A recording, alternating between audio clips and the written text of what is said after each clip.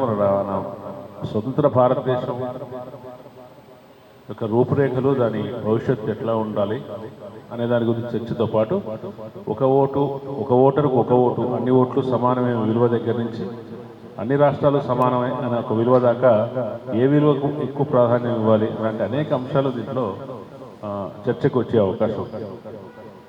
ప్రధానంగా ఎందుకు ఇంత జరుగుతుందంటే, మామూలుగా ఏదైనా ఒక ప్రజాస్వామిక దేశం అయితే ఇట్లా డీలిమిటేషన్ అనేది ఒక సహజ ప్రక్రియ. జనాభా పెరుగుతూ ఉంటుంది, పెరిగిన తర్వాత జనాభా ఎక్కువ మందికి ఒక్కళ్ళే ప్రాతినిధ్యం వహించడం కష్టం కాబట్టి జనాభా పెరిగినప్పుడు ప్రతినిధుల సంఖ్య పెరగాలి. కాబట్టి ఒక నిర్ణీత కాల వ్యవధిలో మనం ప్రతినిధుల సంఖ్యను పెంచడానికి నియోజకవర్గాలను భౌగోళికంగాను జనాభా పరిధి లోపల పునర్విభజించడం అనేది జరుగుతుంది. మనకు చాలా కాలం నుంచి దాదాపు 50 ఏళ్ళ నుంచి పార్లమెంటరీ నియోజకవర్గాల పునర్విభజన జరగలేదు, కానీ అసెంబ్లీ నియోజకవర్గాల పునర్విభజన జరుగుతుంది. సంఖ్య పెరగకపోయినా దాని రూపురేఖలు మారుతున్నాయి. కాబట్టి సహజమైన ప్రక్రియ. ఆ సహజమైన ప్రక్రియ విషయంలో మనకు ఎందుకు ఇవాళ ఆందోళన కలుగుతుంది?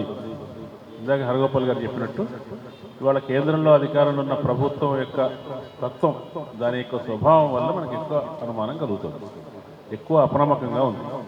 ఎందుకంటే ఇది ఆ పార్టీ తన అధికారాన్ని మరింత సుస్థిరం చేసుకోవడానికి, శాశ్వతం చేసుకోవడానికి, తనకు రాజకీయంగా భావజాల పరంగా ప్రత్యర్థులుగా ఉన్న వాళ్ళ అధికారాన్ని తగ్గించడానికి ఈ డీలిమిటేషన్ అనే ప్రక్రియను ఉపయోగించుకుంటుందేమో అనేటువంటి భయాందోళనల వల్ల మనం అందరం ఆందోళన చెందుతున్నాం.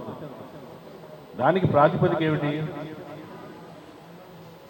కశ్మీర్లో జరిగిన డీలిమిటేషన్, జమ్మూ కాశ్మీర్లో జరిగిన డీలిమిటేషన్ ఎట్లా చేశారో గుర్తు తెచ్చుకుంటే, దాన్ని మొత్తం ఒక మత వర్గానికి, ఒక రాజకీయ వర్గానికి అనుకూలంగా ఉండేట్టుగా సాధ్యమైనంత ప్రయత్నం చేశారు. జమ్మూ నుంచి ప్రతినిధుల సంఖ్యను పెంచారు, కాశ్మీర్ నుంచి తగ్గించారు. నియోజకవర్గాలను, చాలా నియోజకవర్గాల్లో హిందువులు ఎక్కువగాను ముస్లింలు తక్కువగాను ఉంటట్టు ఏదో రకరకాలుగా వాళ్ళకి ఎట్లాగైతే రాజకీయంగా అనువుగా ఉంటుందో అటువంటి పునర్విభజన చేశారు. అది చాలా అంటే 370 ఆర్టికల్ని నిర్వీర్యం చేసిన తర్వాత, అక్కడ కొత్త పరిస్థితులు ఏర్పడిన తర్వాత వెంటనే ఇక్కడ రాజకీయ అధికారాన్ని పొందడానికి కావలసిన విధంగా డీలిమిటేషన్ చేశారు. కాబట్టి దాన్ని బట్టి కేంద్ర ప్రభుత్వం యొక్క నిజాయితీని మనం అర్థం చేసుకోవచ్చు. దీంట్లో ఒక ప్రశ్న, డీలిమిటేషన్ జరిగితే, డీలిమిటేషన్ ఇందాక దాని చరిత్ర కూడా హరగోపాల్ గారు చెప్పారు. 1950లో, 60లో, 70లో కూడా డీలిమిటేషన్ జరిగింది. పార్లమెంటరీ స్థానాల పెంపుదల జరిగింది, నియోజకవర్గాల రూపురేఖలు మార్చడం జరిగింది. ఇందిరాగాంధీ గారు ఎమర్జెన్సీ సమయంలో జనాభా నియంత్రణను ప్రచారం చేయడానికి ఉద్యమంగా చేసే క్రమంలో భాగంగా ఇటువంటి సమస్యలు వస్తాయని ఆనాటి ప్రభుత్వం ఊహించింది.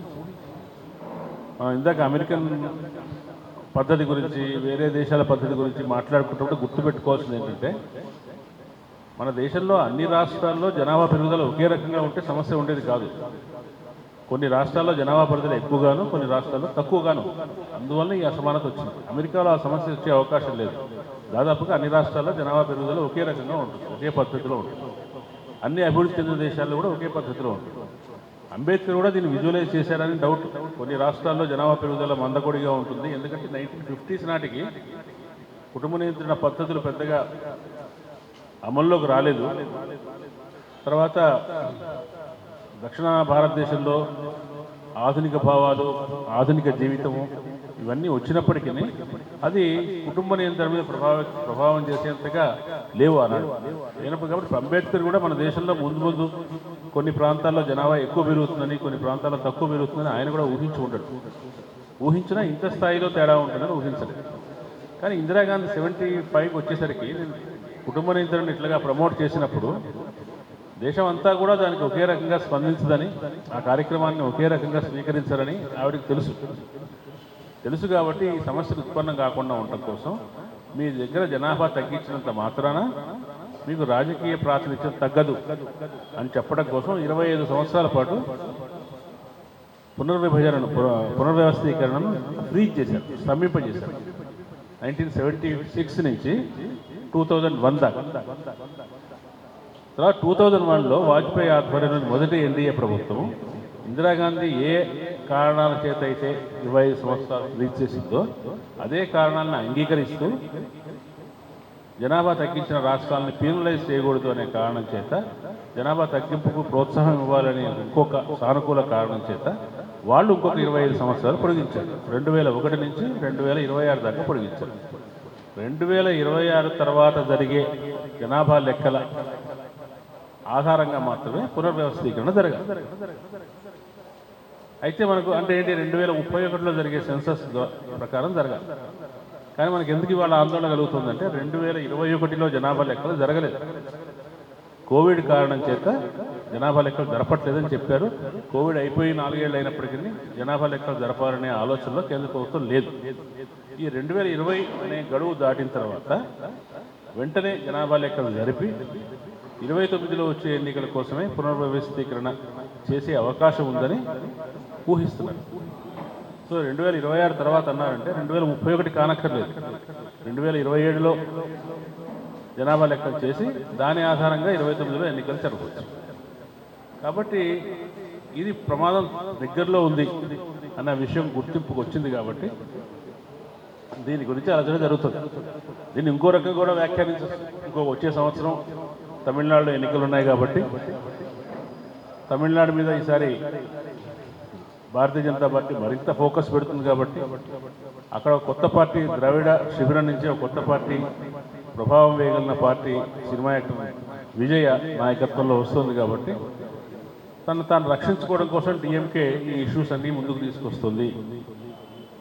కావచ్చు రాజకీయ కారణాలు ఉంటాయి, వాళ్ళ ఉద్యమ కారణాలు ఉంటాయి.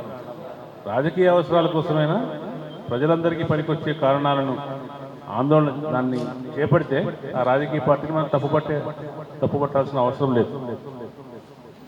వాళ్ళు ఏం చెప్తున్నారంటే దక్షిణాదికి రాజకీయ ప్రాతినిధ్యం తగ్గుతుంది అని అనగానే తమిళనాడు ముఖ్యమంత్రి అనగానే అమిత్ షా ఏమన్నారు, ఒక్క సీటు కూడా తగ్గదన్నాడు. సీట్లు తగ్గడం సమస్య కాదు. తమిళనాడులో అన్ని రాష్ట్రాలకి కేరళ మినహాయించి 2-3 ప్రాజెక్ట్స్ వస్తున్నాయి. హరగోపాల్ గారు చెప్పింది ఒక రకమైన ప్రొజెక్షన్. అది కాకుండా కొన్ని ఒక ప్రైవేట్ సంస్థలు సర్వే చేసినాయి. ఒకవేళ జనాభా ఇంత ఉంటే ఇట్లా పునర్వ్యవస్థీకరణ చేస్తే ఇన్ని స్థానాలు రావచ్చు అని ఒక 2-3 వేరియేషన్స్ ఉన్నాయి. ఆ 2-3 వేరియేషన్స్లో సౌత్ ఇండియాలో ప్రతి రాష్ట్రానికి 1-2 పెరుగుతాయి. 1-2 పెరిగినంత మాత్రం పెరిగినట్టు కాదు కదా, నష్టమే, అలా కూడా నష్టమే. అంటే పెరగటం అనేది మనకు తగ్గకపోవడం కాదు, మేలు చేయటం. మనకు 1 పెరిగి వారికి 10 పెరిగినందువల్ల మన స్థానం తగ్గుతుంది. అంటే ప్రస్తుతము భారతదేశంలో పార్లమెంట్లో దక్షిణ భారతదేశానికి 24.1% ప్రాతినిధ్యం ఉంది. పునర్వ్యవస్థీకరణ తర్వాత 19% తగ్గిపోతుంది. ఉత్తర భారతదేశంలో ప్రధానంగా 4 రాష్ట్రాలు, ఉత్తరప్రదేశ్, బీహారు, మధ్యప్రదేశ్, రాజస్థాన్, ఈ 4 రాష్ట్రాల ప్రాతినిధ్యం అన్నిటికంటే కీలకమైంది. వాళ్ళు ఎక్కువ లబ్ధిదారులు అవుతారు. ఉత్తర భారతదేశం యొక్క శాతం 40, ఇప్పుడు ప్రస్తుతం 40% ఉంది పార్లమెంట్. అది 46% పెరుగుతుంది. అంటే ఈశాన్యం పూర్తిగా పశ్చిమం కాదు, ఈశాన్యం కొన్ని ఇతర ప్రాంతాలు, కేంద్ర ప్రాంతాలు తీసేస్తే అది 40% ఉంది. ఆ 40% 46% అవుతుంది. ఇది ఒక రకంగా మన సమతుల్యతను, సమతూకాన్ని దెబ్బతీస్తుంది. కాబట్టి ఇది ఆందోళన చెందుతున్నారు. మనం దీని పట్ల ఎటువంటి వైఖరి తీసుకోవాలి. దీంట్లో వచ్చే సమస్య ఏంటంటే ఒక మనిషికి ఒక ఓటు అనేది అది సమానత్వ న్యాయం అయితే మరి జనాభా పెరిగినప్పుడు వాళ్ళ స్థానాలు కూడా పెరగాలి కదా, దాంట్లో తప్పే ఉంది. అంటే ప్రభుత్వాన్ని మనం ఏమడుగుతున్నాం అంటే నువ్వు చేపట్టిన కార్యక్రమం వల్లే, నువ్వు చెప్పినందువల్లే మన రాష్ట్రాల్లో మేము జనాభాను తగ్గించుకున్నాం. నువ్వు తగ్గించుకున్నందుకు మాకు ప్రాతినిధ్యాన్ని తగ్గిస్తావా? కాబట్టి ఇప్పుడు ఏదైతే 71లో ఉందో, 71లో 543 అనేది 1971లో పునర్వ్యవస్థీకరణ తర్వాత ఏర్పడిన నెంబర్.